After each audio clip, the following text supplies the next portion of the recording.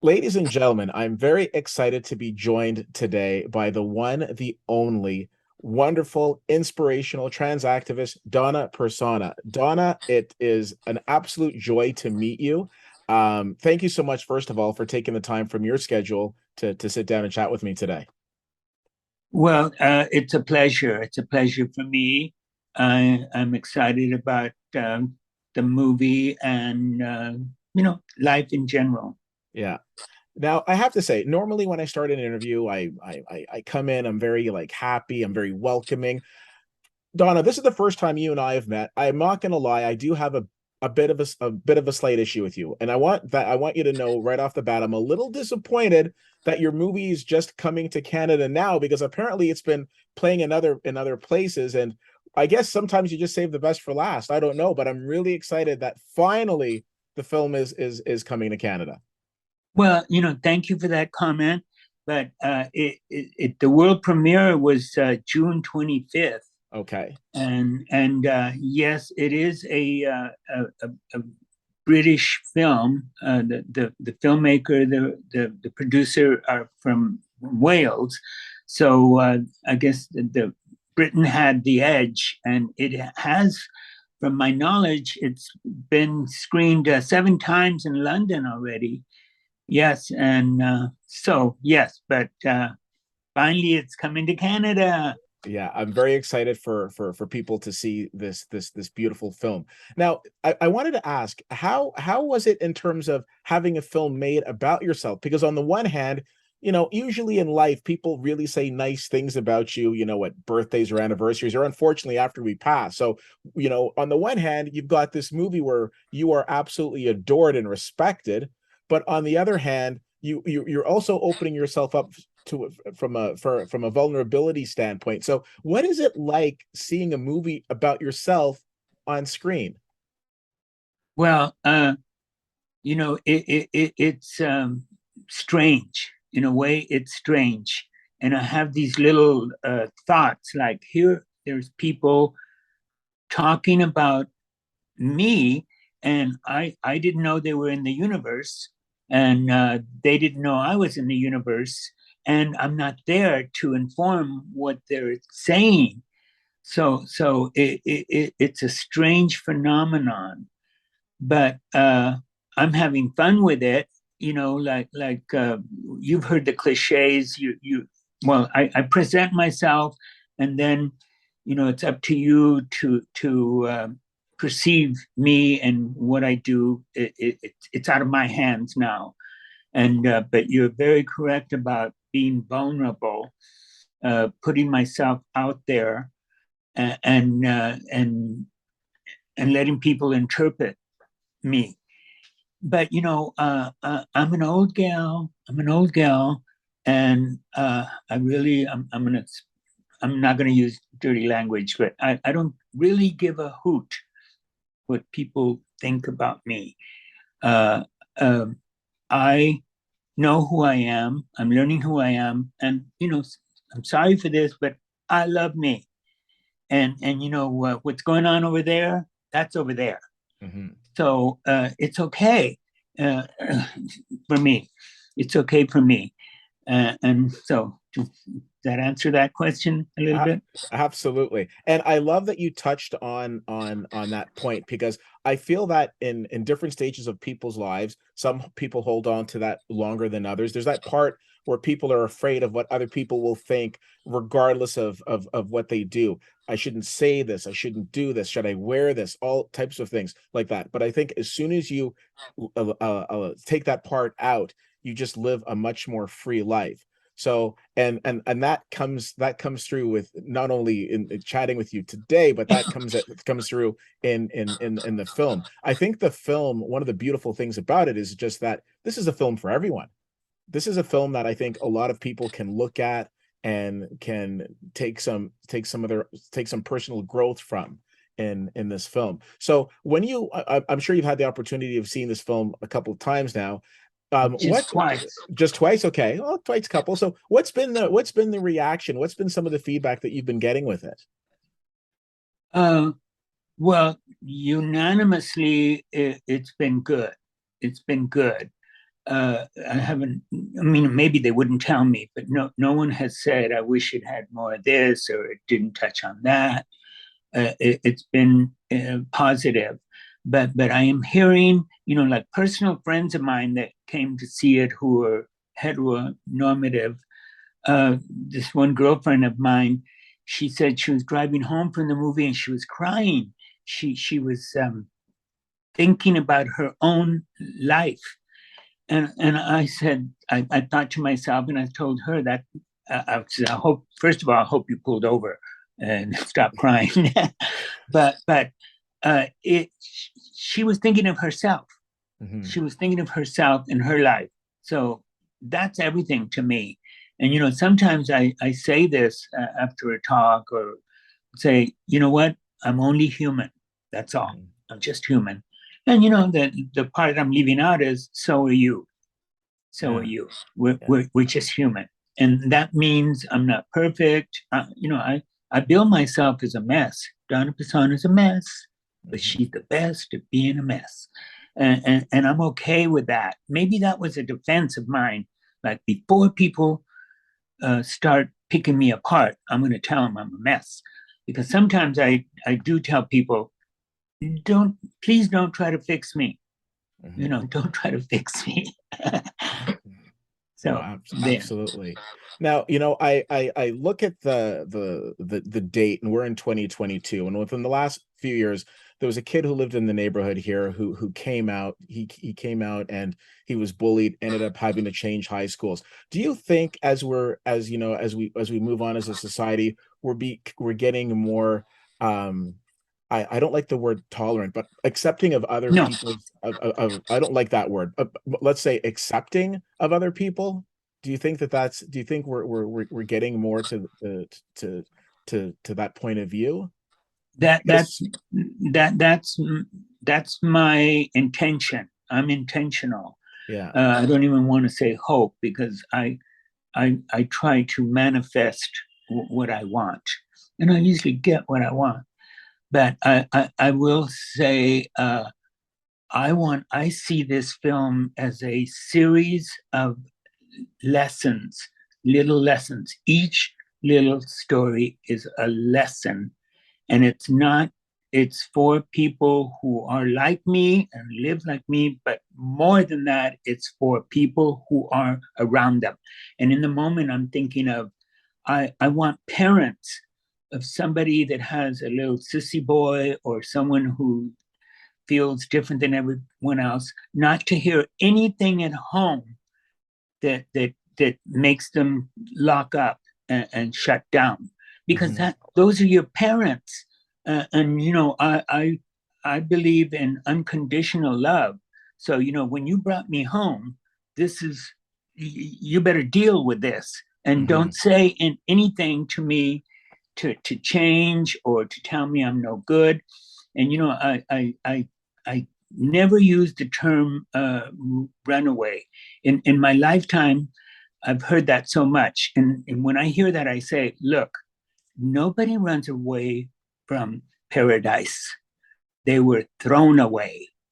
And if you're the family, if you're the parents and you threw them away, I wish they would lock you up, because that's horrible. Mhm. That's horrible. So, I think each one of us wants to be adored and loved, and that's what you should get. In my world, that's what I want. So I do hope that people will learn from that. And I step away from the words you used, like, because I'm I'm called fierce. I with a bullhorn in the past, I've gone along the streets here in San Francisco, and I've said, I will not be tolerated. I tolerate the flu, y'all, and I will not. I'm not looking for your acceptance and or approval. I come pre-approved. See, those words make me engage in the thought, like, I wonder if I'm acceptable. Mhm. That's an aggression. So I'm really hoping that a lot of things change, and the language changes too. Like, of Yeah. course I'm acceptable. of course, yeah, Yeah. I'm to be approved of. Yeah, and again, I was struggling with finding the right word, and I caught Yeah. myself on that because I will tell you something. So I'm born and raised here in Ottawa, Ontario, Canada, but my parts come from the Caribbean. And every summer, from the time I was a little kid, we would head down to Toronto for a big event called Caribana, big Oh, Caribbean yes. festival. And I will tell you something. For the longest time, Caribana was the big thing until the Pride Parade came along. And it's wonderful to see, right? Because it's one of those things where you want people to learn about different cultures, to learn about different lifestyles, and not to be just, kept in their little box. Something that, again, I don't want to say a lot about the film because I want people to see it and have an organic experience watching it. But one of the themes in the film, which is in the poster, so I don't feel like I'm giving anything away, is talking about how everybody can be magnificent. And I absolutely Mhm. love that. Again, this is one of I'd like to get your comment on that, but I also want to say this is one of those films, as you touched on, that parents should be watching with their kids. And this is, I one of the things I was thinking is, well, what's a movie that parents who are dealing with kids who want to come out, who want to transition, should be watching? In all honesty, this is the film. So this is the film that I think that really touches on so many key points because it's relatable. Because you're this relatable person. You're a fun person. You're the type of person where if I'm in San Francisco, I want to hang out with you because I like spontaneous dancing and karaoke as much as the next person. But anyways, I'm getting off. So going back, tell me about your thoughts in terms of how everybody can be magnificent, like yourself. Okay, that is something like it doesn't all come through. Like one thing before I start that, like one thing that I hope from the movie is that, like I said, Donna, things will dawn on the viewer. Like the immediate thing is there, but if eventually it'll come into your mind, even subconsciously. But this is what I meant by that in this life, in this world, if the world and the people in it let you be, meaning leave me alone, leave me alone, leave me be, let me live, let me live, and let me blossom and be everything that I want to be. Not say that's not tolerable, that's not acceptable. Just let me be. Leave me alone. Then uh, one can be magnificent, and who doesn't want? And that's a big thing. And I truly believe that.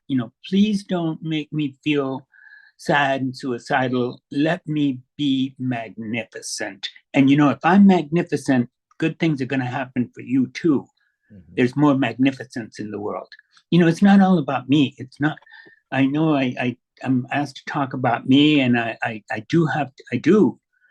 But what's good for me is good for you. That's Mhm. how I feel. So Yeah. does that make sense? Like if Uh, they let you be, you can be magnificent. And I think yeah. that's a fabulous thing. Yeah. And it's interesting they make that point because there's nothing about you where I've seen in the film or in our discussion today where I feel like, oh, here's somebody with this massive ego. No, if anything, I find that you're like a representative and you're basically saying, okay, we're knocking walls down. Who's with me? Single file behind me. Let's go. So that's my interpretation. So I don't I Oh, don't I thank don't you. so I don't get that from you at all. I want to be cognizant of your time. I want to drift into some. I've only got a couple of fun rapid fire questions for you. Are you Yeah, ready for this? Okay. The yeah. first question I always ask this, and this is always my first question because I'm predominantly a movie reviewer. Donna, what is your favorite movie of all time? My favorite movie of all time. Um, well, maybe you caught me off guard, but maybe it's The Misfits with Marilyn Monroe. Okay. One of I mean, it would be a Marilyn Monroe movie because she's the ultimate goddess yeah. in my world, and in that movie, yeah, that's one of my favorites. Love it. You need to know, I should have prefaced, there are no wrong answers in rapid Yeah. fire, just so you know. Okay. The director of this film, Jay Bedwani, has said that he noticed you at a pool party. He noticed you at a pool party. He hadn't even interacted with you, but he noticed you from across, I guess, the pool area, saw you, and all of a sudden was just captivated by you. Donna, what is your advice for those people who want to catch somebody's eye? How do you give off such a captivating aura? Because there are a lot of people out there in this world right now who are looking to meet people, and I think you're, if you all of a sudden somebody takes one look at you and they want to make a movie about you, I think you're the person to ask. Okay. I will say this. I am authentic. I'm authentic. This is me. And I um, I make eye contact with everybody. I'm not afraid of people. I'm not avoiding people, and so I'm open. I'm open. Some people are shut in, and some are open, and so I'm totally open. And in my mind and in my eyes, I'm saying things like, "Look at me, look at me," and I really feel this way. Like somebody, gets snooty and doesn't want to be around me. In my mind, I'd say, "Go ahead, go off, but your life isn't going to be as good." That I'm shameless. I really think I'm a fun thing to be with. So and I live in joy. And I'll say it's a two-sided thing. Like I call myself an empath. I'm empathetic, and if you're not okay, I'm not okay. Mm-hmm. But I know that people don't want to see that, so I save that for when I'm alone. But I am in sheer absolute joy most of the time, and I think that's an attractive thing. And I have a filthy laugh, like somebody said. No, I love to laugh and have fun. So I I think love that's that. it. I love that. Listen, we're gonna end it there. Donna, I want to thank you so much for I got a list of things to thank you for. Thanks for taking the time to chat with me. Thank you for being your amazing, magnificent, authentic self. And thank you for sharing your story with the world. I think it's going to continue to inspire so many people, and I think that's a wonderful thing. Again, we've been speaking with Donna Personna. The name of the movie is Donna. It is going to be having its Canadian premiere next week, and we're really excited about it. So again, thank you for sharing your story with us. Thank you.